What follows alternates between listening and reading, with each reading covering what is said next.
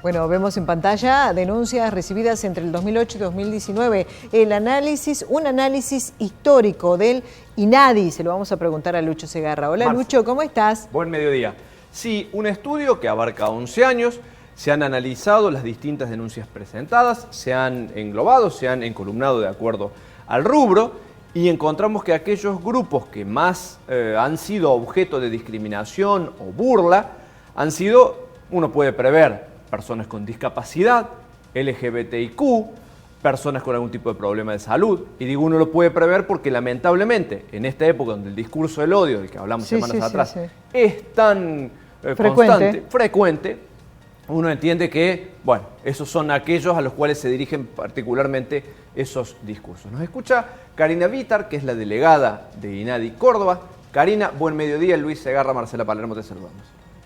Hola, ¿cómo están Luis, Marcela? Mucho gusto. Igualmente, igualmente. Bueno, las primeras conclusiones, ¿qué se puede decir? ¿Quién encabeza este ranking, por decirlo de alguna forma, de denuncias?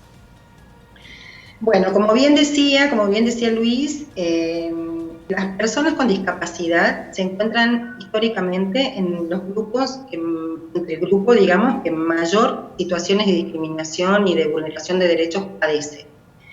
Esa es una primera lectura, digamos, que es muy importante porque ha tenido muy pocas variaciones en el tiempo. Este informe que resume las consultas y denuncias de INADI en un periodo de 10 años, es un trabajo enorme, digamos, de mucha profundidad, así lo demuestra, con algunas variaciones en algunos años donde se modifican los valores de otros grupos. En realidad, esa es una lectura. La primera es lo importante de la discriminación y de la situación de discriminación que padecen las personas con discapacidad, y la otra es que Córdoba se encuentra en lugares también altos en el ranking de provincias. Desde mi mirada, ese es un dato muy importante para tener en cuenta. ¿En relación a la discriminación con discapacitados?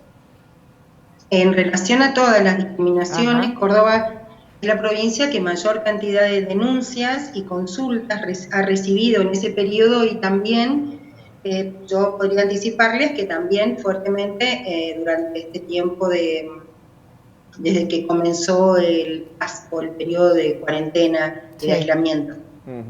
También Córdoba tiene la mayor cantidad de denuncias entre las provincias que se llaman del interior, ¿cierto? Luego, por supuesto, después de la provincia de Buenos Aires y la ciudad de Buenos Aires.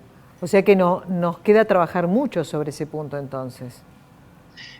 Claro que sí, a mí me parece que, como dice ese informe, que insisto que, bueno, reivindico esa calidad, digamos, que tiene el instituto para producir investigaciones, tienen que ser de utilidad.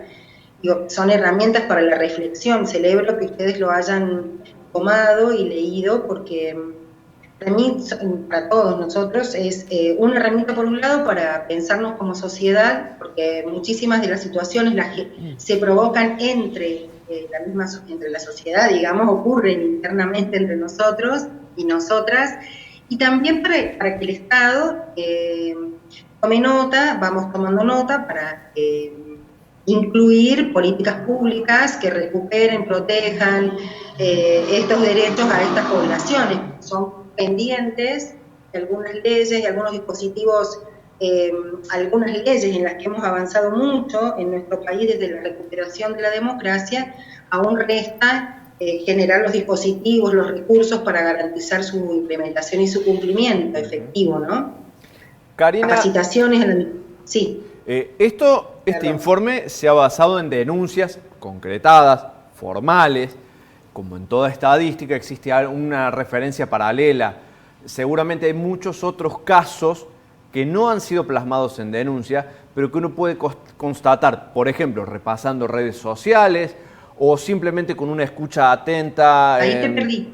Charlas. ¿Nos escuchás, Karina?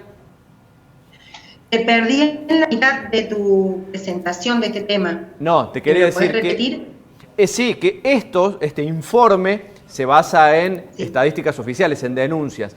Hay seguramente también un gran volumen de situaciones que no se reflejan en la diaria, o mejor dicho, que uno constata en la diaria, pero que no se han reflejado en denuncias formales, ¿verdad? Uno puede suponer que el panorama puede ser más complejo. Exactamente. Hay dos cosas para discernir en esto que decís. Una, que no todo lo que llega a INADI es lo que existe. Eso es una cosa importante que tengamos en cuenta porque tiene que ver con uno de los desafíos que tenemos como organismo para esta etapa, que es la amplificación de la información y el poder llegar a más sectores de la población, sobre todo territorialmente hablando, es decir, a los sectores más alejados de los centros urbanos, inclusive barrios más alejados del centro, y sectores y grupos sociales que no acceden a la información sobre cómo llegar al INADI. Eso por un lado, es decir, que no todo lo que llega es lo que es, hay muchas más cosas, y también que hay muchas personas y grupos que hacen consultas pero que no avanzan en concretar una denuncia, que tiene un procedimiento y a veces a algunas personas les puede resultar complejo. Nosotros también disponemos de asesoramiento y acompañamiento para la concreción de las denuncias, para completar los formularios. Hemos dispuesto ese tipo de situaciones para que podamos lograr algún avance y avanzar hacia reparaciones en esta. Desde aquí instar, sí. Karina, instar a que la gente se anime a denunciar, que está contribuyendo cada vez que denuncia un acto discriminatorio. Pequeño, grande, no importa, pero tiene que hacerlo, ¿verdad? Porque esa va a ser la única manera de poder visibilizar cuáles son todos los actos discriminatorios. Muchas veces se cae en el silencio, muchas veces, bueno, no, déjalo ahí, no quise armar lío. Pero no hay que hacer esto.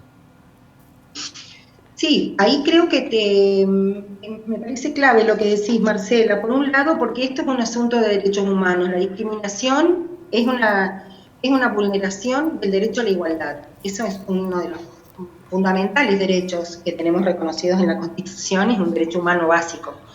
Entonces, estamos hablando de cuestiones de derechos humanos. No queremos nosotros promover que se amplifiquen o que se derrame en otras situaciones de denuncismo, con unas prácticas de denunciar todo el tiempo todo, y no resolver cuestiones vecinales, cuestiones que se pueden resolver como por diálogo. Estamos en un tiempo también de la pandemia donde es un riesgo también eso, ¿no? Poder pensarnos, por un lado, pensarnos como desde valores democráticos, aun cuando uno va a denunciar algo, que lo podamos hacer desde esta idea que estás proponiendo, que es la de construir una sociedad igualitaria, respetuosa de las diferencias, inclusiva y democrática, digamos, básicamente.